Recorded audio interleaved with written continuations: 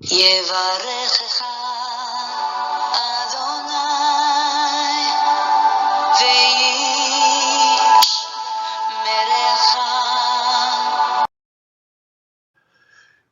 모든 만물의 창조주이시며 특별히 인생을 하나님의 형상대로 만드셔서 영광 받으시기 원하시는 우리 하나님 아버지, 죄와 허물로 죽었던 우리를 성령 하나님의 역사로 말씀의 기운으로 거듭나게 하시고 하나님의 형상을 우리 속에 새겨주신 것을 감사합니다. 지금도 하나님의 말씀을 통하여 우리를 더욱더 완전한 예수 그리스도의 장성한 그 성품으로 우리를 빚어가시는 그 놀라운 손길을 찬양합니다. 오늘도 생명 주신 아버지 앞에 감사하며 그 말씀 앞에 고개를 조아립니다. 창조의 하나님, 말씀의 기운으로 모든 만물을 창조하신 하나님께서 재창조의 역사를 우리 심령 속에 부어 주옵소서. 주의 말씀을 묵상하는 모든 이들이 이 말씀의 기운에 힘입어서 더욱더 아름답게 성화되어져 가게 하시고 마지막 날에 우리 하나님의 형상을 온전히 회복하는 그 영화로운 단계에 이를 수 있도록 역사하여 주옵소서. 소망 없던 우리에게 구원을 주시고 죄 용서받아 우리 하나님의 품에 안기는 자녀 삼아주신 우리 주님을 송축하며 찬양합니다. 주 예수여, 당신만이 우리의 왕이요 우리의 주인이요 우리의 영원한 생명의 은인이요 우리의 찬송의 제목이요 삶의 목적이심을 고백합니다. 오늘도 말씀을 묵상하며 고개를 조아리오니 우리의 삶의 왕좌에 자정하셔서 우리를 온전히 통치하여 주시고 하늘의 것이 아닌 것, 하나님의 것이 아닌 것, 우리 주님께 속하지 아니한 모든 세상 것들 다 끊어내어 주시고 생각도 입술의 말도 몸의 행실도 온전히 주님을 왕으로 모시며 주님의 통제를 받는 거룩한 삶이 이루어지게 하여 주옵소서. 성령 하나님 말씀의 저자인 줄 믿습니다. 오늘도 말씀을 묵상할 때 성령께서 우리의 마음을 감동하여 주셔서 깨달음을 주시고 변화를 주시고 결단과 각오와 새로운 의지를 주셔서 이 말씀에 순종하며 살아가는 거룩한 하늘의 백성 되게 하여 주옵소서. 하늘의 것을 추구하는 하늘의 사람 되게 하여 주옵소서. 오늘도 함께 하여 주실 아버지 하나님 앞에 감사와 찬양과 영광을 돌리며 우리의 생명 되신 주 예수 그리스도의 이름으로 감사하며 기도 올리옵나이다. 아멘. 할렐루야. 사랑하는 성도 여러분 반갑습니다. 오늘 1189 성경 장별강의 350번째 시간입니다. 오늘은 역대상 12장 말씀을 함께 묵상하도록 하겠습니다. 오늘 제목의 말씀은 다윗의 군대와 용사들이라는 제목입니다. 우리는 11장에서 우리 지난 장에서 이 다윗과 온 이스라엘 백성 사이에 맺어진 언약으로 인하여 다윗의 통일 왕국이 수립되는 장면을 공부하였습니다. 이제 오늘 이 12장에서는요, 다소 긴 명단이 두 명단이 기록되어 있는데요. 첫째 명단은 이 사울 왕이 죽기 이전에 아직 다윗이 왕으로 즉위하기 전에 이 다윗에게로 왔던 이 용사들의 명단이 이렇게 오늘 나옵니다. 자, 사울 왕 죽기 이전에 다윗의 용사들, 자, 이들의 명단이 오늘 나오고요. 두 번째로는 헤브론에서 다윗을 이스라엘의 왕으로 추대하고 기름을 부었던 용사들의 명단. 이 헤브론에서 얼마 동안 다윗이 왕으로 통치했었죠. 7년 6개월 동안. 그렇죠. 그래서 우리는 그냥 일반적으로 7년이라고 합니다만 정확하게 말하면 7년 6개월입니다. 자, 7년 6개월 동안 다윗이 헤브론에서 왕으로 있었는데요. 그때 헤브론에서 다윗을 이스라엘 왕으로 추대하고 기름을 붓던 이 용사들이 있었습니다. 용사들이다. 그래, 그들의 명단이 오늘 나옵니다.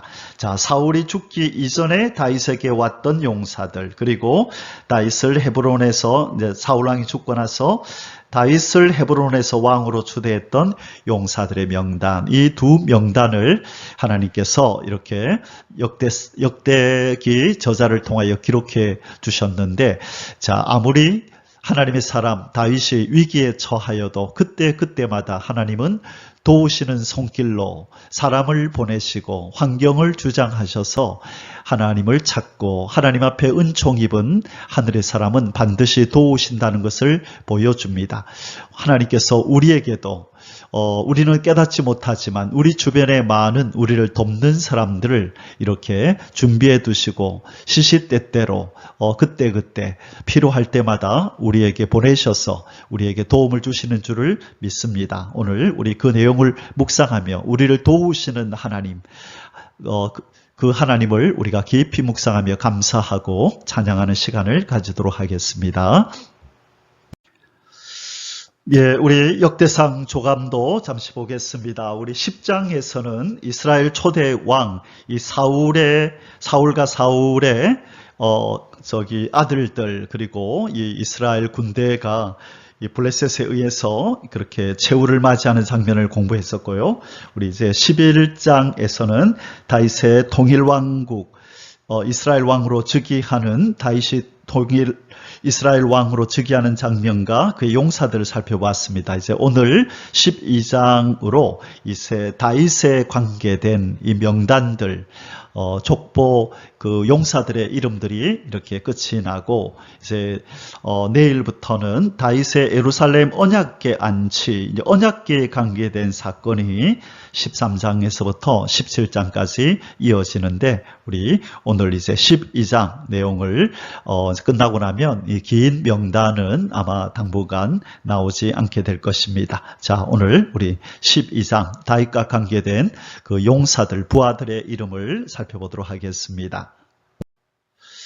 우리 오늘 12장에서는요, 다윗을 도운 용사들이 나오는데, 이제 세부적으로 이렇게 나옵니다. 베냐민 지파와 갓 지파에서 다윗을 도운 용사들의 명단, 그리고 베냐민과 유다에서 이 다윗을 도운 용사들, 또 므낫세 지파에서 다윗을 도운 용사들, 그리고 헤브론에서 다윗을 따른 사람들, 이렇게 세부적으로 이렇게 나오게 되는데요. 소주제로 우리는 크게 둘로 나눠서 살펴볼 것입니다. 자, 첫 번째는 1절에서 22절까지 다윗의 즉위 이전에 다윗에게 나온 용사들의 명단. 이 말은 아직 사울이 죽기 전에, 다윗이 왕이 되기 이전에 다윗에게 와서 다윗과 함께 했던 다윗의 용사들의 명단이라는 뜻입니다. 두 번째는 다윗의 즉위식에 참여한 군대 규모와 즉위 잔치 배설. 자, 다윗이 처음으로 왕의 즉위식을 가진 곳은 어디라고요? 헤브론이라고 말씀드렸습니다. 헤브론에서 얼마 동안? 7년 6개월 동안 이때 참여했던, 왕의 즉위식에 참여했던 군대 규모와 그 명단들, 또 그리고 어떤 잔치가 배설되었는지 하는 내용을 23절에서 40절까지 말씀을 통하여 살펴보도록 하겠습니다. 자, 이제 우리 본론으로 들어가도록 하겠습니다. 첫 번째 소주제입니다. 다윗의 즉위 이전에 다윗에게 나온 용사들의 명단, 1절에서 22절입니다. 오늘 이 본문에서는 우리 하나님이 도와주시는 하나님, 도우시는 하나님으로 등장합니다. 도우시는 하나님, 누구를 도우실까요? 하나님의 자녀들을, 하나님의 백성들을 도우시는 하나님의 모습이 여기에 나타납니다. 오늘 이 본문의 배경이 되는 이 다윗의 이 어려움, 다윗의 공경에 빠졌을 때 이 다윗의 그 장인 어른이었던 이 사울 왕이 이 다윗을 질투하여 다윗을 죽이려고, 자기 사위를 죽이려고 그렇게 쫓아다닐 때에 이 다윗을 도와서 그를 보호한 사람들이 등장합니다. 이 사람들은 그냥 우리가 성경 읽으면 그냥 그 사람들의 필요에 의해서 또 다윗에게 도움을 받고자 또는 다윗을 도우려고 그렇게 그들의 의지에 의해서 온 것 같지만 실은 그 배후에서 하나님께서 이 다윗을 돕고 보호하시기 위하여 하나님이 보내신 사람들이라는 것을 우리는 알게 됩니다. 이 다윗이 공경에 처하여 도망 다닐 때도 또는 완벽한 패배자처럼 보이는 이런 어떤 절망 속에서도 하나님은 오늘 이렇게 등장하는, 명단에 등장하는 이런 충성스러운 사람들을 보내주셔서 다윗을 도와주셨습니다. 이제 이름들이 나올 텐데요. 이 이름들 중에는 이 도움이라는 뜻을 지닌 사람들의 이름이 등장합니다. 이것은 하나님이 다윗을 도와주시기 위해서 보낸 사람이구나라는 것을 우리에게 넌지시 알려주고 있습니다. 그래서 하나님께서는 우리가 아무리 힘이 들고 고통스러운 가운데 있을지라도 하나님의 자녀요 백성된 우리를 내버려 두지 않으시고 우리를 돕는 그런 손길을, 우리를 도우시는 손길을 하나님께서 사람을 통하여, 환경을 통하여 우리에게 이렇게 뻗치신다는 것을 우리는 알게 됩니다. 그래서 이 다윗을 도운 사람들의 명단을 우리가 읽을 때에 하나님께서 내가 걸어온 인생의 여정 속에서 나를 돕게 하기 위하여 보내어 주신 사람들을 한번 떠올려 보면서 지금은 옆에 없을지라도 그들이 나를 돕기 위하여 희생했던 것, 나를 섬겨주었던 것, 나에게 아낌없이 사랑을 베풀어 주었던 것을 기억하며 한번 감사하는 시간을 가지기를 원합니다. 자, 우리가 오늘 본문으로 들어가기 전에 먼저 이 많은 사람들이, 용사들이 다윗에게 찾아온 곳이 어딘가, 이 시글락이라는 곳이 오늘 지명이 등장하는데요. 이 시글락은 바로 블레셋 땅입니다.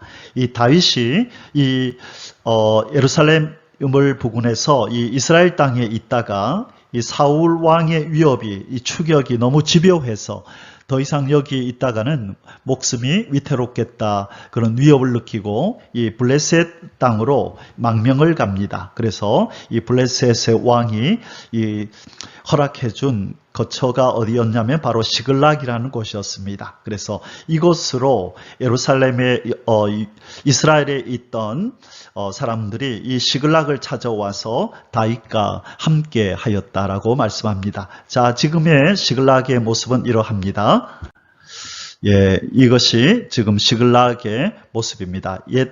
옛날에 다윗이 그렇게 거주하였던 이 블레셋 땅의 한 지명입니다.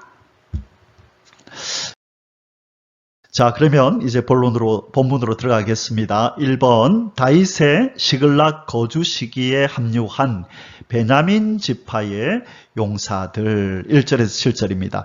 자, 여기에 왜 베냐민 지파가 제일 먼저 등장할까? 여러분, 베냐민 지파 하면 제일 먼저 떠오르는 사람이 누굽니까? 우리가 여러 번 다뤘기 때문에 여러분 탁 떠올라야 하는데, 예, 베냐민 지파의 대표적인 사람이 바로 사울 왕입니다. 이 사울 왕이 베냐민 지파 사람이고요. 신약에 가면 그 유명한 사도 바울, 이 바울이 바로 베냐민 지파 사람이라고 말씀드렸어요. 자, 그런데 이 사울 왕을 이렇게 섬기며 사울 왕을 이렇게 보유해야 할 이 베냐민 지파 사람들이 왜 사울이 적으로 여기는, 원수처럼 여기는 다윗에게로 와서 함께 거주하며 다윗을 도왔을까 하는 내용입니다. 자, 우리 이 명단을 좀 읽고 나서 그 이야기를 좀 하도록 하겠습니다. 1절입니다. 다윗이 기스의 아들 사울로 말미암아 시글락에 숨어 있을 때에 그에게 와서 싸움을 도운 용사 중에 든 자가 있었으니 그들은 활을 가지며 좌우 손을 놀려 물매도 던지며 화살도 쏘는 자요. 베냐민 지파 사울의 동족인데, 자, 베냐민 지파 사울 왕의 동족이라는 말이죠. 그 이름은 이러하니라. 그 우두머리는 아히에셀이요. 자, 베냐민 지파 사람들 중에서 군인들이 지금 다윗을 찾아왔는데 그들 중에 우두머리가 아히에셀이라고 합니다. 이 아히에셀의 이름의 뜻이 도움이라는 뜻입니다. 아마 이 사람은 사울 왕을 피하여, 어쩌면 이 사울 왕을 피하여 아마 다윗에게 도움을 청하러 왔을지도 모릅니다. 구체적인 이야기가 나오지 않으니까요. 그러나 우리는 또 이 이름에서 우리가 또 적용할 수 있는 것은, 하나님은 위기에 처하고 힘든 상황에 공경에 처한 자기 백성, 자기의 종 다윗을 도우라고 이 도움이라는 이름을 가진 아히에셀을 보내셨다. 우리는 그렇게 이해할 수도 있겠습니다. 다음은 요아스인이 기브아 사람 스마아의 아들이요, 또 아스마웻의 아들 여시엘과 벨렉과 또 브라가와 아나도 사람 예후와 기브온 사람 곧 30명 중에 용사요, 30명의 우두머리가 된 이스마야이며 또 에레미야와 야시엘과 요하난과 그데라 사람 요사박과 엘루세와 여리목과 부아랴와 스마랴와 하룹 사람 스바랴와 고라 사람들 엘가나와 이시야와 아사렐과 요에셀과 야소보암이며 그돌 사람 여로함의 아들 요엘라와 스바랴더라. 아멘. 자, 우리 지금 7절까지 읽었네요. 자, 이 베냐민 지파의 용사들입니다. 자, 다윗은 이 왕이 되기 전에 이 자신의 목숨을 노리는 사울을 피해서 어디로 망명했다고요? 시글락, 우리가 조금 전에 지도로 봤었죠. 바로 이 블레셋 땅에 시글락으로 망명하였습니다. 이 시글락은 이 블레셋 왕 아기스라는 이 왕이 이 다윗에게 거주지로 준 곳입니다. 바로 다윗이 시글락으로 망명을 했을 때 처음에 함께했던 용사들은 600명이었습니다. 처음에는요. 그런데 이렇게 오늘 본문에 나오는 것처럼 이 베냐민 지파 또 어느 지파 많은 사람들이 이 다윗이 거주하고 있는 시글락으로 모여들기 시작하였습니다. 아주 수가 급격하게 불어나기 시작한 것이 바로 이때입니다. 다윗은 자신에게 다가오는 이런 여러 가지 역경들을 신앙으로 극복하였을 뿐만 아니라 이렇게 하나님이 보내어 주시는 돕는 사람들로 인하여 힘을 얻고 용기를 얻어서 그 모든 어려운 시기를 견딜 수가 있었다는 것을 우리는 깨닫게 됩니다. 하나님은 자기 백성을 공경 가운데 어려움 가운데 넣으셔서 훈련하실 때조차도 도우시는 손길을 항상 보내신다는 것을 우리는 명심해야 합니다. 자, 그러면 이 베냐민 지파 출신의 왕이 아직도 생존하고 있잖아요. 사울 왕이. 그럼에도 불구하고 이 같은 지파에 속했던 이 베냐민 지파에 속한 일부 용사들이 이 시글락으로 찾아온 이 현상을 우리는 어떻게 이해해야 할까요? 왜 그들의 지파에서 배출된 왕인 사울을 섬기지 않고 이 다윗에게로 왔을까요? 아마 이 사울의 폭정 그리고 비신앙적인 행동이 그들의 눈에 거슬렸을 수도 있습니다. 이 사울에게서 더 이상 올바른 이 정치, 하나님의 이 나라를 바로 통치하지 못하는 이 사울을 바라보면서 아마 실망이 극에 달했을 수도 있습니다. 그래서 이 베냐민 지파의 일부 용사들은, 오늘 명단에 나온 이 사람들은 이 인간적인 정의나 혈통에 얽매이지 않고 오직 하나님의 정의를 위해서 어떤 신앙적 결단을 하고 하나님이 기름 부어 세우신 이 다윗이 언젠가는 왕이 될 것을 믿으며 다윗을 도와야겠다고 결단을 하고 이렇게 온 것 같습니다. 자, 여기 보면 이 베냐민 지파는 활을 가지며 좌우 손을 놀려, 그러니까 오른손 왼손을 잘 썼다라고 얘기를 하죠. 그래서 다윗에게 기순하여 그를 도우러 왔던 이 베냐민 지파의 용사들의 명단 속에서 이 활을 잘 사용했다, 특히 좌우손을 잘 썼다는 말은 이 왼손잡이로 유명했다는 그런 뜻입니다. 그래서 이 하나님께서는 이 다윗을 보호하고 다윗을 통하여 이스라엘 나라를 통일시키기 위하여 이렇게 참 귀한 용사들, 싸움에 능한 사람들을 보내어 주셔서 도우셨다는 것을 우리는 보게 됩니다. 우리의 삶 속에서도 우리가 깨닫든 깨닫지 못하든 하나님은 항상 우리 옆에서 우리를 도우시는 하나님임을 믿습니다. 시편 기자인 이 다윗으로 추정됩니다만 이 시편 118편이 누가 지었는지는 명확하지 않지만 이 많은 신학자들이 이것이 사울에게 쫓겨 도망다니던 어려움에 처했던 다윗이 하나님 앞에 올려드린 찬송시이다라고 그렇게 말하는 시편 118편 7절에 보면 이런 고백이 나옵니다. 여호와께서 내 편이 되사 나를 돕는 자 중에 계시니 그러므로 나를 미워하는 자에게 보응하시는 것을 내가 보리로다.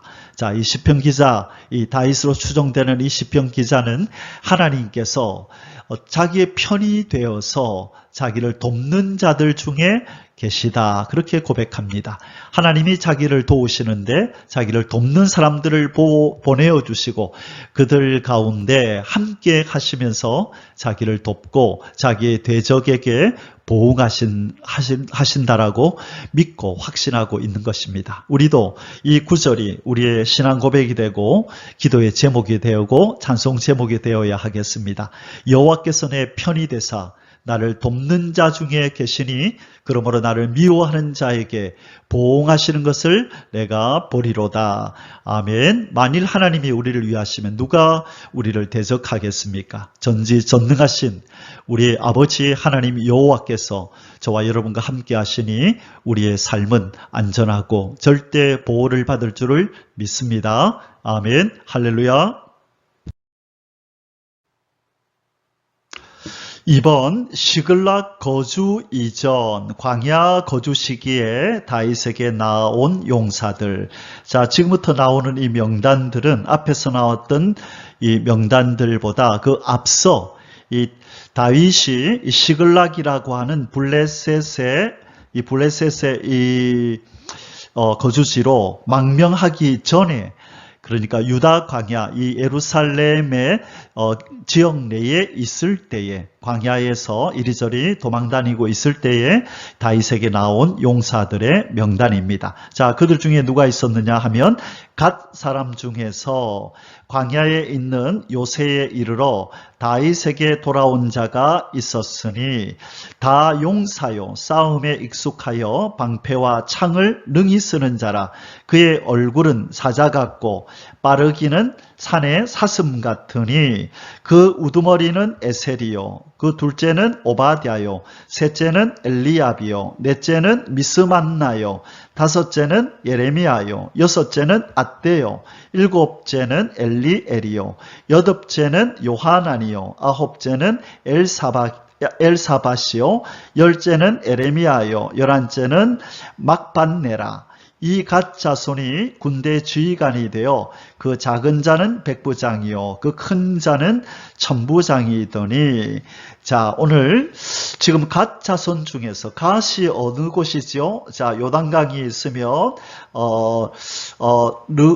갓은 바로 요단의 동쪽에 가운데 가르무. 자, 므낫세, 그렇죠? 이렇게 므낫세 2분의 1 지파, 갓 지파가 있고 밑에 루벤 지파가 있고 위에 므낫세 반 지파가 있었죠. 그래서 지금 이 다윗이 요단강의 서편, 이 광야 이스라엘의 이 광야 지역에 있을 때에 갓 지파 용사 중에서 11명이 요단강을 건너서 이 광야에서 이렇게 피신하고 있는 다윗을 찾아왔다는 것입니다. 자, 아마 다윗이 이 이스라엘 사람들에게 아마 인기가 있었던 것 같아요. 그렇죠. 다윗이 언제 이 사람들이 다윗의 정체를 알았을까요? 우리가 잘 아는 것처럼 골리앗과의 싸움에서 아주 극적인 승리를 거둘 때에 이스라엘 전지파 군인들이 다 보고 있었잖아요. 그때 이후로 이 다윗의 명성이 온 이스라엘에 퍼졌고, 다윗이 죽은 자는 만만이요 사울이 죽인 자는 천천히라, 그런 노래들이 울려 퍼질 때에 그 소리를 다 듣고 있었단 말이에요. 그래서 이 다윗이 요단의 서편 이곳에서 그 장일얼은 사울 왕에게 이렇게 도망을 다니는 신세가 되었다는 걸 알고, 이 갓지파 중에서도 이 싸움을 잘하는 용사 11명이 바로 다윗의 거주지로 찾아와서 그를 돕고 있는 그런 모습을 오늘 보여주고 있습니다. 자, 다윗을 지지하고 추종하여 이 다른 지파 따라 이렇게 온 지파가 바로 갓자손 중에 있었습니다. 이 갓자손의 지방은 어디였다고요? 요단의 동편, 아주 토지가 비옥하고 이 수림이 많아서 목축하기 좋은, 살기 좋은 곳이었어요. 그냥 그곳에 그들이 있었으면 좀 편안하게 살 것인데, 굳이 다윗을 찾아와서 다윗의 그 위기 속에다 자기의 운명을 함께 그 위험 속에서 운명을 같이 하기로 하였습니다. 바로 이 용사들은 바로 다윗의 사역에 동참하기 위해서 자신들의 살기 좋은 고향을 등지고 이 거칠고 메마른 이 광야로 이렇게 찾아온 것입니다. 이 다윗을 찾아왔던 갓지파 사람들이 몇 명이었다고요? 11명. 이들은 싸움에 익숙하고 아주 힘이 뛰어난 사람이었다라고 지금 얘기합니다. 그래서 그의 얼굴은 사자 같았다. 아주 무시무시하고 험상궂고, 그러니까 완전히 좀 뭔가 조폭 같은, 이 사람들이 보기만 해도 오금이 저리는 무서운 그런 장군의 위엄을 가지고 있었다. 빠르기는 산의 사슴 같으니 아주 다른 박질을 잘하고 아주 민첩해서 전쟁에 능한 사람이라고 이렇게 묘사하고 있습니다. 그 우두머리는 에셀이요. 아까 앞에서 3절에서 나왔었죠. 아이에셀. 여기서는 에셀. 뜻이 뭐라고요? 도움이라 그랬어요. 이 사람도 하나님이 다윗을 도우라고 보낸 사람이었습니다. 자, 이들은 이 다윗에게 온 이 갓지파 용사들은 이 행군할 때에도 아주 용감하게 앞을 향하고 뒤로 절대로 물러서지 않는 그런 용맹한 사람들이었습니다. 자, 하나님은 우리가 위기에 처할 때 이곳저곳에서 하나님은 우리가 요청하지 않아도, 우리를 알지도 못하는 사람들을 통하여서도 하나님께서 우리를 도우시고 함께 하실 줄을 믿습니다. 하나님이 살아계시기에 이전에 다윗을 이렇게 도우셨던 하나님이 우리도 하나님의 마음에 합한 자로 살기로 결단하고 이 신앙의 길을 걸어가기만 하면 우리 하나님께서 우리를 생명사계 속에 눈동자처럼 지키시고 보호하시며 도와주실 줄 믿습니다. 아멘. 할렐루야. 자, 갓지파 사람들이 이 요단강을 건너서 다윗에게로 왔다 그랬는데, 이 사람들이 어떤 사람인가, 얼마나 용맹스러운 사람인지를 보여주는 그런 한 구절이 있습니다. 우리 15절이 이제 갓지파 사람들에 대한 기사가 끝이 나는 부분인데요. 이 부분에서 결론적으로 이렇게 말합니다.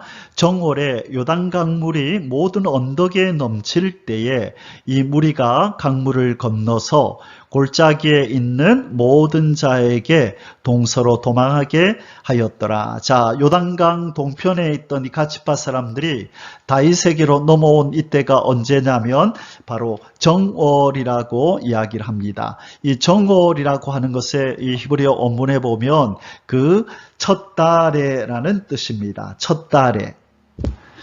자, 이 첫 달이라는 말은 이스라엘 사람들이 쓰는 히브리 원력, 그것을 히브리 원력이라 그러는데요. 거기에서는 이 첫 달을 뭐라고 표현하냐면 니산월 또는 우리에게 익숙한 아빕월이라고 부르는 것이 바로 그 첫 달입니다. 그래서 이 이스라엘 백성이 출애굽해서 나올 때 그 달이 아빕월이다. 그렇게 성경은 말씀하고 있는데요. 출애굽기에서 이 아빕월 그 첫 달을 우리 태양력, 우리가 사용하는 이 태양력으로 바꾸면 몇 월 달이냐면 이 3월 중순에서 4월 중순을 의미합니다. 다시 말해 봄을 의미하는 거죠.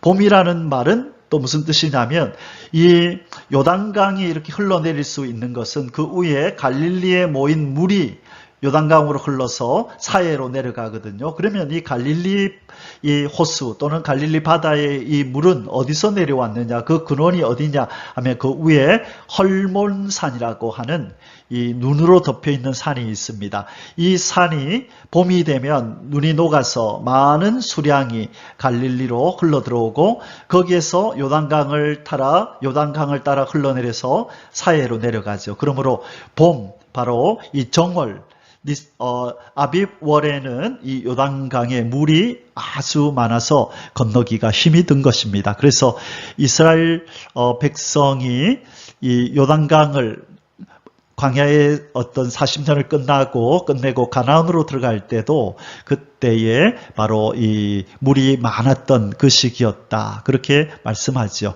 근데 하나님께서 그 요단강도 멈추게 하셔서 이스라엘 백성을 건너게 하셨던 것입니다. 자, 이처럼 이 사람들은 이런 광해 위험도 아랑곳하지 않고 다윗을 돕기 위해서 이 요단강을 건너와 그 주변에 있는 적들을 흩어버릴 정도로 아주 용맹스러웠던 이런 사람이었다는 것입니다. 하나님은 바로 이런 용맹스러운 돕는 사람들을 통하여 다윗을 돕도록 역사해 주셨습니다. 우리 하나님은 자기 백성을 도우시는 분입니다. 자, 이제 갓 지파 이야기가 끝나고 이제부터 베냐민 지파와 유다 지파, 유다 자손 중에서 다윗이 이 광야에 있을 때, 아직 블레셋으로 망명 가기 전에 광야에 있을 때 온 사람이 누군가에 대해서 말하고 있습니다.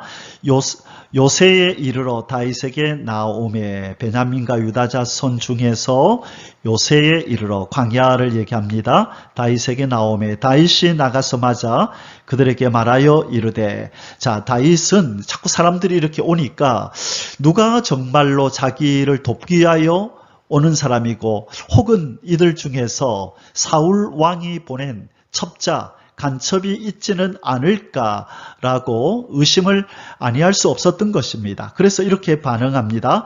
자, 만일 너희가 평화로이 내게 와서 나를 돕고자 하면 내 마음이 너희 마음과 하나가 되려니와, 만일 너희가 나를 속여 내 대적에게 넘기고자 하면 내 손에 불의함이 없으니 우리 조상들의 하나님이 감찰하시고 책망하시기를 원하노라 하매. 자, 다윗은 이렇게 말할 수밖에 없습니다. 다윗은 지금 이 사울에게 쫓기고 있고, 또는 사울 왕이 주변의 사람들을 매수하여 다윗을 이렇게 암살할 수도 있는 그런 어떤 위기에, 공경에 처해 있었기 때문에 다윗은 매사에 조심을 하지 않을 수가 없었던 것입니다. 그래서 이렇게 자기의 속내를 드러내면서 너는 누구 편이냐? 정말 나를 돕기 위해서 왔느냐? 아니면 너희들 혹시 첩자, 간첩 아니야? 라고 이렇게 묻고 있는 것입니다. 이때에 자, 여기에서 참 저는 은혜가 되었는데요. 18절에 느닷없이 성령께서 이 일에 개입하십니다. 이 다윗의 이 불안한 마음을 아시고 성령께서 친히 개입하시는데 어떤 일을 행하시느냐? 18절, 그때의 성령이 30명의 우두머리 아마새를 감싸시니 이르되. 자, 아마새를 감동하셨다는 거예요, 성령님이. 그래서 하나님께서 두려움에 떠는 다윗에게 이 상황을 설명해 주시는 겁니다. 자, 아마새 입을 통하여 뭐라고 말씀하시냐면, 다윗이여 우리가 당신에게 속하겠고 이새의 아들이여 우리가 당신과 함께 있으리니 원하건대 평안하소서. 당신도 평안하고 당신을 돕는 자에게도 평안이 있을지니 이는 당신의 하나님이 당신을 도우심이니이다 한지라. 다윗이 그들을 받아들여 군대 지휘관을 삼았더라. 자, 다윗이 의심하지 않아도 될 정도로 다윗이 확신할 수 있는 어떤 그런 기운으로 아마새가 힘있게 다윗에게 이렇게 선포를 한 것입니다. 우리는 당신 편입니다. 하나님이 당신을 도우라고 우리를 보냈습니다. 이는 하나님이 당신을 도우심이니이다라고 이렇게 말을 하니 다윗은 두말하지 않고 그들의 말을 믿고 그들을 받아들여 군대 지휘관을 삼았더라고 말씀합니다.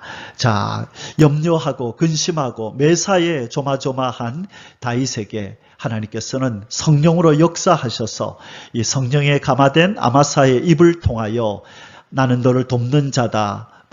두려워하지 말라고 하나님께서 이렇게 말씀해 주십니다. 우리가 어떤 상황에 처하든지 간에 우리는 홀로가 아닙니다.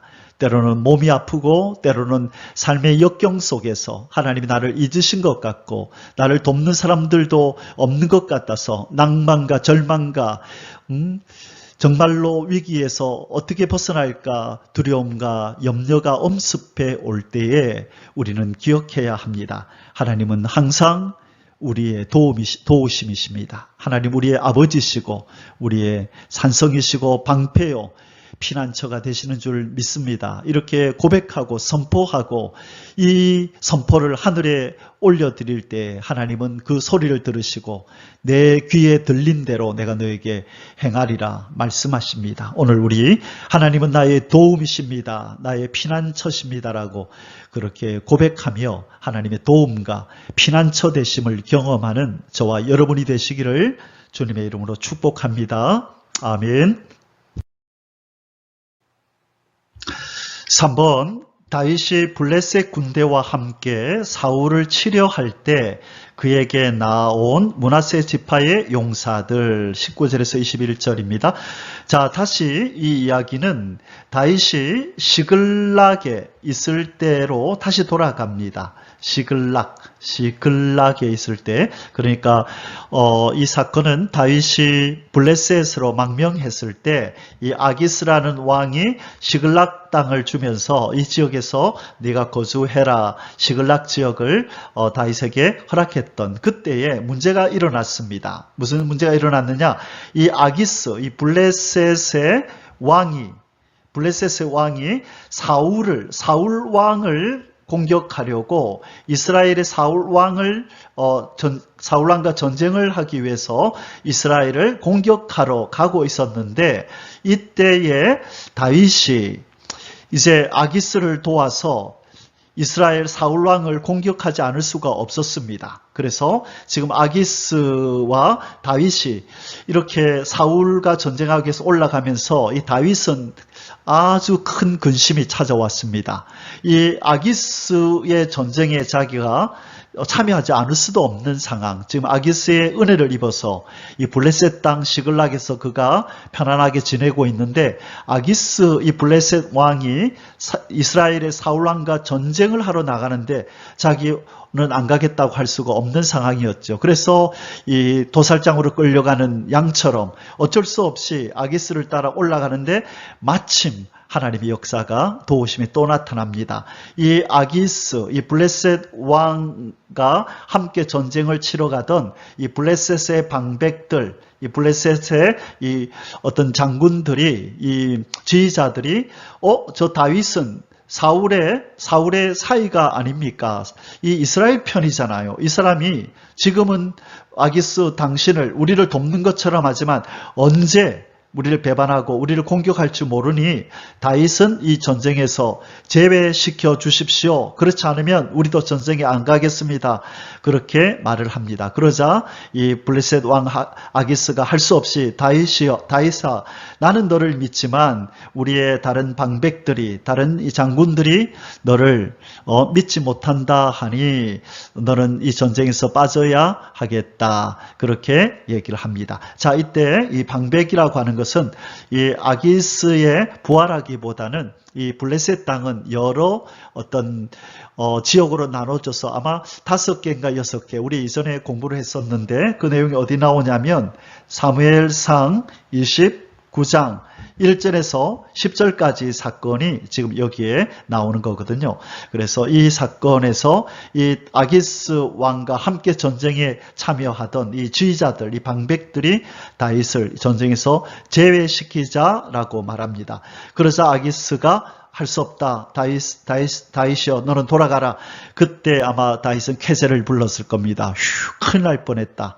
하마터면 내가 내 동족 이스라엘의 군인들을 치고 내 백성들을 내가 죽일 뻔했다. 하나님이 도우셨구나라고 그렇게 안도의 한숨을 쉬면서 아마 돌아왔을 것입니다. 그때 그 사건을 이야기를 합니다. 이 내용을 자세히 보고 싶으시면 사무엘상 29장 1절 이하를 읽어보시기 바랍니다. 자, 이제 내용을 보겠습니다.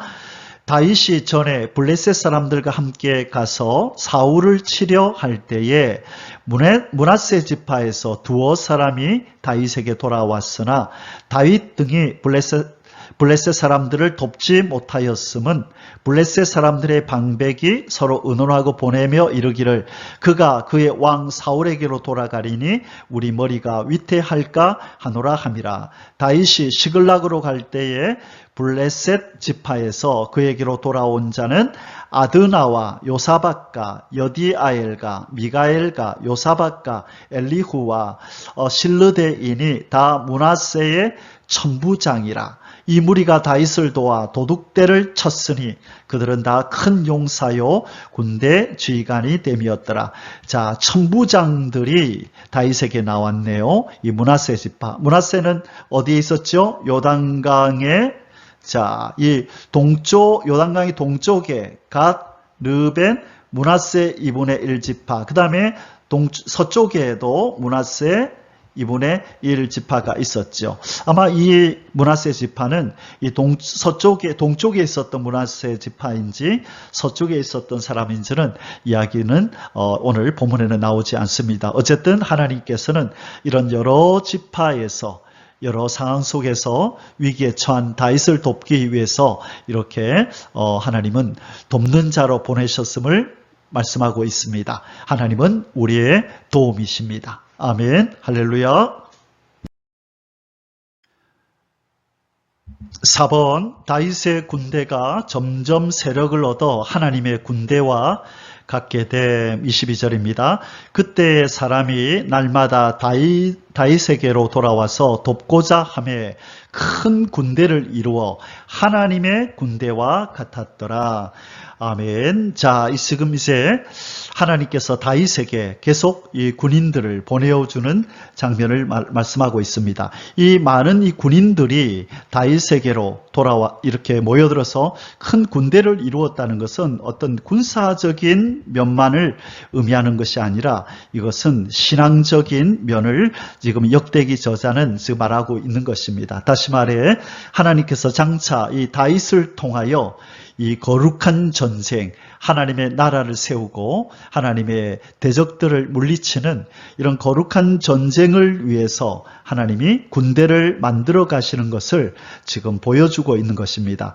이렇게 각 지파에서 이스라엘의 각 지파에서 다윗에게로 점점 많이 사람들이 모여든다. 이것은 군대의 힘이 세워졌다는 의미뿐만 아니라 이것은 하나님이 지금 주도하시는 하나님의 뜻이 이루어져 가고 있다. 하나님이 다윗을 통하여 이 땅에 행하고자 하시는 하나님의 일이 성취되어져 가고 있고 하나님의 전쟁을 위하여 하나님의 용사들이 모이고 있다는 것을 보여줍니다. 그것을 우리는 어디서 알게 되냐면 이 군대와 같았더라에서 하나님의 군대와 같았더라라고 이렇게 묘사하고 있다는 것입니다. 그래서 이들이 그냥 오합지졸들만 모인 어떤 약한 군대가 아니라 하나님이라는 이 어떤 형용사를 관용어를 넣어서 이 군대를 꾸며주는 이 형용사처럼 하나님의 군대, 이것은 다윗에게 모여든 군대는 아주 잘 정비가 되어 있고 그리고 엄청난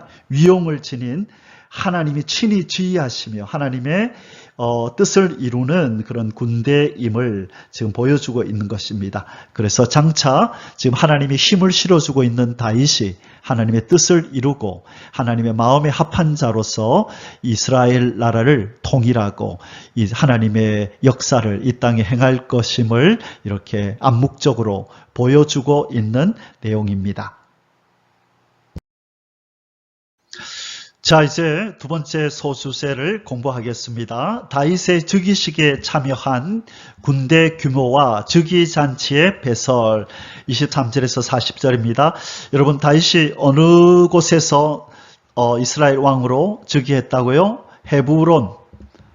헤브론에서 몇 년 동안? 7년 6개월 동안. 자, 이 헤브론에서 왕으로 즉위할 때 얼마나 많은 사람들이 모여들었는지 여러분 짐작할 수 있겠습니까? 저도 이번에 공부하면서 이 숫자를 처음으로 정확한 숫자를 들었네요.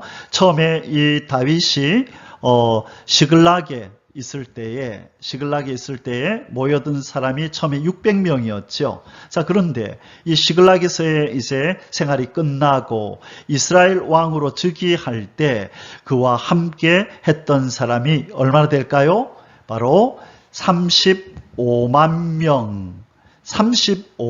명에 가까운 큰 군대가 하나님의 군대가 이미 되어 있었다라고 성경은 이야기를 합니다. 자, 몇 명에서 몇 명으로 불었어요? 600명에서 35만 명 가량으로 늘었습니다. 하나님이 도우시는 사람이 이렇게 많이 그 옆에 있었던 것입니다. 하나님이 우리 편이 되시면 이렇게 사람도 또 환경도 여건도 모든 것이 우리를 위하여 그렇게 역사하는 줄 믿습니다. 우리는 제일 먼저 생각해야 될 것이 하나님이 누구 편인가? 나는 하나님 편에 서 있는가? 내가 하나님 편에 서 있기만 하면 하나님은 내 편이시고 하나님이 내 편이시기만 하면 하나님이 부리시는 사람들과 자연과 우리의 주변의 환경 또한 우리를 돕는 자 편에 설 줄 믿습니다. 하나님과 화목하시고 하나님의 마음에 합한 자가 우리가 되기 위해서 우리는 먼저 힘을 씁시다. 아멘. 할렐루야. 1번 다윗의 즉위를 위하여 헤브론에 집결한 이스라엘 군대의 현황 23절에서 38절입니다. 싸움을 준비한 군대 지휘관들이 헤브론에 이르러 다윗에게로 나와서 여호와의 말씀대로 사울의 나라를 그에게 돌리고자 하였으니 그 수요가 이러하였더라. 자, 총 합쳐서 몇 명 정도 된다고요? 35만 명 가량 된다고 말씀드렸습니다. 자, 이제 그 수가 각 지파에서 몇 명이 왔는지 한번 보도록 하겠습니다. 24절 유다 자손 중에서 방패와 창을 들고 싸움을 준비한 자가 6,800명이요. 시므온 자손 중에서 싸움하는 큰 용사가 7,100명이요. 26절 레위 자손 중에서 4,600명이요. 아론의 집 우두머리 여호야다와 그와 함께 있는 자가 3,700명이요. 또 젊은 용사 사독과 그의 가문의 지휘관이 22명이요. 베냐민 자손 곧 사울의 동족은 아직도 테반이나 사울의 집을 따르나 그 중에서 나온 자가 3,000명이요. 자, 베냐민 자손, 베냐민 지파는 아직 사울 왕이 일대 왕이었었는데 이미 이제 사울 왕은 죽었고 다윗이 이제 왕이 되었음에도 불구하고 아직도 테반이나 사울의 집을 따르고 있었다. 다윗에게로 돌아오지 않았다. 그러나 그들 중에 나온 자가 3,000명은 다윗에게로 와서 다윗을 왕으로 추종했다라고 말합니다. 에브라임 자손 중에서 가족으로서 유명한 큰 용사가 28,000명이요. 므낫세 반지파 중에 이름이 기록된 자로서 와서 다윗을 세워 왕으로 삼으려 한 자가 18,000명이요. 자, 우리 다음 절로 넘어가기 전에 26절에서 28절까지 제가 글을 크게 이렇게 기록한 이유는 바로 이 다른 지파들은 한 절로 다 설명이 끝납니다. 그렇죠? 유다 자손, 시므온 자손, 베냐민 자손, 에브라임 자손, 므낫세 반지파. 그런데 레위 자손에 대한 이야기는 26절부터 시작해서 27절에 아론, 28절에 사독, 이 제사장에 대한 레위 지파 이야기, 제사장에 관계된 이 가문의 사람들의 이야기가 26, 27, 28절에 거쳐서 다른 지파에 비하여 상세히 기록이 되어 있습니다. 이것은 이 레위 지파 명단이 이렇게 다른 지파에 비해서 비교적 상세히 기록된 이유가 뭐냐 하면 다윗 왕국이 세워지는 데에 비록 많은 이스라엘 지파들이 참여했지만 이 다윗이 하나님의 성전과 예배를 얼마나 소중히 여겼는가를 이렇게 넌지시 우리에게 보여주고 있는 것입니다. 그래서 다윗은 사울과 달리 이 하나님을 향한 예배, 제사를 소중히 여겼죠. 사울은 어쩌다가 이렇게 왕위를 빼앗기게 됐습니까? 제사를 업신여겼죠. 하나님의 제사를 무시하고 자기가 해서는 안 되는 월권을 하면서 그렇게 제사를 무시하고 예배를 소중히 여기지 않았던 사울을 패하시고 하나님께서는 예배와 제사를 소중히 여기는 바로 다윗을 왕으로 세우시는 이 장면을 오늘 이 구절에서 우리는 다시 한번 보게 됩니다. 자, 32절부터 계속 보겠습니다. 자, 우리는 다윗처럼 예배를 우리 삶의 가장 우선순위로 두어야 한다. 이렇게 우리가 정리하고 32절 넘어갑니다. 이사갈 자손 중에서 시세를 알고 이스라엘이 마땅히 행할 것을 아는 우두머리가 200명이니 그들은 그 모든 형제를 통솔하는 자이며, 자, 여기에서 이사갈 자손에 대해서 아주 특별한 그런 기술을 하고 있네요. 이사갈의 자손 중에서 다윗에게 온 사람들 중에 시세를 알고 이 세상의 형편을 잘 시대를 구별할 줄 안다는 것입니다. 그래서 그들이 바로 그 형제를 통솔하는 지휘자였다. 그래서 세상의 어떤 공동체의 지도자가 되기 위해서는 세상을 잘 읽고 지금 세상이 어떻게 돌아가고 있는지 시대를 분별할 줄 아는 그런 영안을 가지고 있어야 함을 보여줍니다. 이 이사갈 자손들은 행복자였습니다. 그들의 지도자가 세상의 시대를 알고 그들을 이끌었기 때문입니다. 33절 스불론 중에서 모든 무기를 가지고 전열을 갖추고 두 마음을 품지 아니하고 능히 진영에 나아가서 싸움을 잘하는 자가 5만 명이요. 자, 스불론 지파의 또 이런 용사들은 두 마음을 품지 않고 한 마음으로 자기 백성들을 위해서, 자기 지파들을 위해서, 지파 사람들을 위해서 정말로 한 마음을 품고 정직하게 충성스럽게 싸우던 사람이었다라고 표현하고 있네요. 자, 34절 납달리 중에서 지휘관 1000명과 방패와 창을 가지고 따르는 자가 37,000명이요. 단 자손 중에서 싸움을 잘하는 자가 28,600명이요. 아셀 중에서 능히 진영에 나가서 싸움을 잘하는 자가 40,000명이요. 요단 저편 르벤 자손과 갓 자손과 므낫세 반지파 중에서 모든 무기를 가지고 능히 싸우는 자가 12만 명이었더라. 자, 요단의 동편에 있었던 두 지파 반 이들도 12만 명이 다윗에게로 왔네요. 이 모든 군사가 전열을 갖추고 다 성심으로 헤브론에 이르러 다윗을 온 이스라엘 왕으로 삼고자 하고 또 이스라엘의 남은 자도 다 한 마음으로 다윗을 왕으로 삼고자 하여. 아멘. 이제 때가 되었습니다. 사무엘을 통하여 기름 부음 받았던 다윗이 사울이 죽고 나서 이제 온 이스라엘 사람들을 통하여 왕에 즉위하는 장면인데요. 이때는 지금 헤브론이었다, 그죠? 아직까지는 모든 지파가, 모든 사람들이 다 다윗을 왕으로 추종하지는 않았습니다. 나중에 이제 예루살렘으로 도읍지를 옮기게 되고 그곳에서 33년 동안 통치할 때에 이때에 비로소 이스라엘의 통일왕이 되어 12지파를 모두 다스리는 그런 왕의 역할을 하게 됩니다. 자, 결국은 하나님의 예언대로 이스라엘의 왕이 된 다윗의 모습을 우리는 보고 있습니다.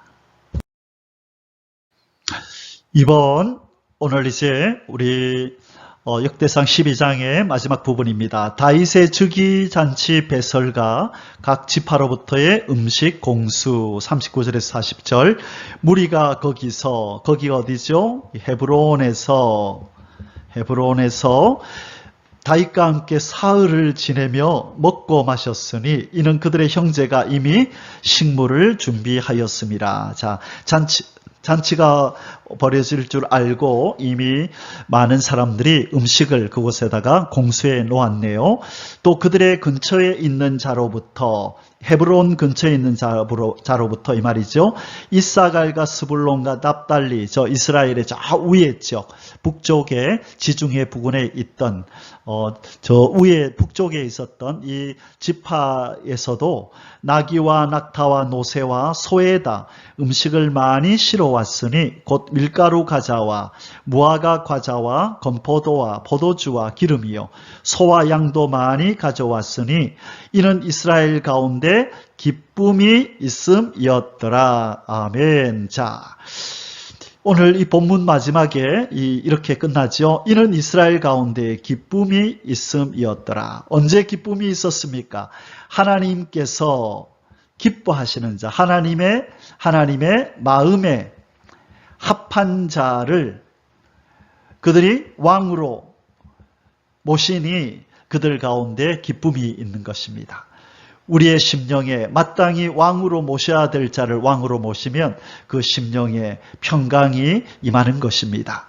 이 사울왕, 불순종하는 하나님이 버린 왕 사울이 아니라 하나님의 마음에 합한 왕, 이 다윗을 왕으로 모시니 그들 가운데 큰 기쁨이 임하고 이스라엘 공동체에 평강이 임한 것입니다. 바로 우리가 평강의 왕 예수 그리스도만을 우리의 왕으로 심령에 모실 때에 우리는 평강의 왕 예수 그리스도를 통하여 우리의 심령에 평강이 임하고 기쁨이 임할 것을 믿습니다. 세상에 어떤 것을 섬기거나 어떤 것으로 우리의 왕을 삼을 때 그곳에는 불행과 고통과 환난과 슬픔만이 있을 뿐이고 참된 왕, 우리의 구원자이신 예수 그리스도를 우리가 왕으로 모실 때에 우리의 심령과 우리의 가정과 우리의 교회와 우리의 삶의 터전이 참된 평강으로 둘러싸일 줄을 믿습니다. 우리 주 예수 그리스도를 온전히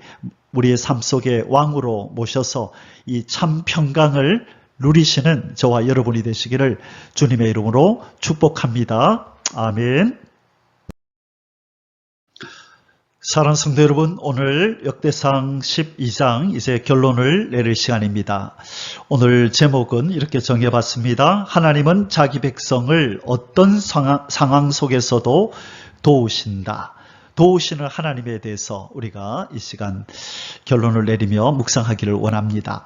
왜 하나님은 이렇게 다윗을 도우셨나요? 자기 백성과 맺은 언약을 성취하시기 위해서입니다. 사무엘을 통하여 일찍이 이 어린 다윗에게 하나님은 기름 붓게 하셨습니다. 이때가 BC 1025년경입니다. BC 1025년 이때 기름을 부어서 이제 이 아이가 이스라엘의 왕이 될 거라고 말씀하셨는데 오늘 우리가 이 헤브론에서 이스라엘의 왕으로 즉위하는 다윗의 기사를 오늘 읽었습니다. 이 사건은 바로 BC 1010년경에 일어났던 사건입니다. 그러니 다윗이 기름 부음을 받고 15년이 지난 후에 15년 동안 이 광야와 또 블레셋과 이 여러 곳에서 실현과 연단과 하나님의 광야 학교, 이 훈련 학교에서 훈련이 끝난 후에 한 15년 동안의 훈련이 끝난 후에 졸업장을 받고 이스라엘의 왕으로 등극하는 일이 일어난 것입니다. 하나님께서는 바로 이 다윗이 이스라엘의 왕이 될 거라고 사무엘을 통하여 기름 붓는 이때부터 다윗이 이제 왕으로 등극하기까지 그 전부터도 그렇게 도우셨지만 특별히 이 광야 학교 이 15년 동안의 훈련 기간 동안에 하나님은 이런저런 용사들을 보내고 사람들을 보내어서 다윗을 도와주셨습니다. 바로 이 사무엘상 16장 12절 13절에 이런 말씀이 있죠. 여호와께서 이르시되 이가 그니 일어나 기름을 부으라 하시는지라. 사무엘이 기름 뿔병을 가져다가 그의 형제 중에서 그에게 부었더니 이날 이후로 다윗이 여호와의 영에게 크게 감동되니라. 이가 그니, 그가 누구예요? 바로 이가 왕이다. 이스라엘의 다음 왕이다. 그에게 기름을 부어라. 그리고 15년이 경과할 때까지 하나님께서는 특별한 도우심으로 하나님이 함께 하시고 도와주셔서 마침내는 이 사무엘을 통하여 하나님께서 언약하신 이 다윗에게 언약하신 예언을 성취하시고 그를 왕의 자리에 이제 등극시키셨던 것입니다. 하나님은 자기 백성인 우리를 보호하시고 도우십니다. 뭐라고 하나님이 언약하셨습니까? 세상 끝날까지 내가 너와 항상 함께 할 것이고 하나님의 나라에 안전하게 도달하게 하실 것이라고 하나님께서는 예수 그리스도를 통하여 우리에게 약속하셨습니다. 어떤 자도 어떤 피조물도 하나님이 그 사랑에서 우리를 끊지 못하게 하시고 안전하게 하나님의 나라에 이르게 하실 것이라고 약속하셨습니다. 그러므로 이 광야 같은 세상 길, 이 광야 학교를 지나가는 우리에게도 하나님이 다윗에게 신실하게 언약을 지키시고 도우시고 보호하시고 왕의 자리에 이르게 하셨던 것처럼 우리에게도 언약하신 모든 말씀을 다 이룰 때까지 결코 우리를 떠나지 않으시고 고아처럼 내버려 두지 않으시고 생명싸개 속에 꼭 싸서 눈동자처럼 지키며 우리를 이끌어 가실 줄을 믿습니다. 신실하게 이 언약을 이루어 주실 여호와 하나님 우리 아버지를 송축합니다. 이 은혜를 허락하여 주신 예수 그리스도의 그 놀라운 사랑을 찬양합니다. 성령 하나님의 끊임없는 그 역사와 감동하여 주심을 찬양합니다. 우리 성삼위 하나님 앞에 감사와 찬양을 돌리며 언약을 이루어 주시고 우리를 도와주실 하나님을 찬양하는 오늘 하루가 되시기를 주님의 이름으로 축복합니다. 아멘. 할렐루야. יברכך